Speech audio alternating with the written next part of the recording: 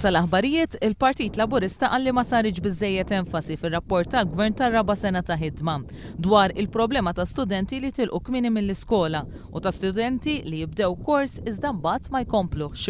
73% tal-istudenti Maltin għadhom jitilqu mill-iskola x'in jispiċċaw l-eta obbligatorja qal il-kelliem ewlieni għall-Edukazzjoni għolja Owen Bonnici.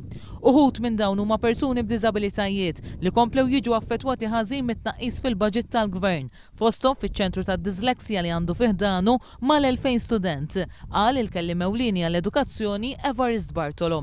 Il-Partit Laburista qal il-Ministru Dolores Cristina kienet taf mill-bidu dwar is-sospensjoni ta' fondi tal-programm tal-Unjoni Ewropea Youth in Action u sfida lill-Ministru biex tagħmel pubbliċi d-dokumenti u r-recordings kollha tal-investigazzjoni li saret. Il-gvern kien xott dwar l-istipendji meta l-mistoqsijiet parlamentari qed jgħid li jrid sistemi ġodda ta' stipendji. Il-kelliem Laburista l-Sports Krista Ġus għalli huwa inkwetanti li l-gvern naqqas il-budget fatta oqsma sportivi. Apparti minn hekk hemm numru ta' proġetti li qed isiru tard wisq bħal pixrar water polo jew inkella ma saru qatt bħal wedi lid-dilettanti tal-motorsports u l-isparar, biċċar rugby u l-white rock.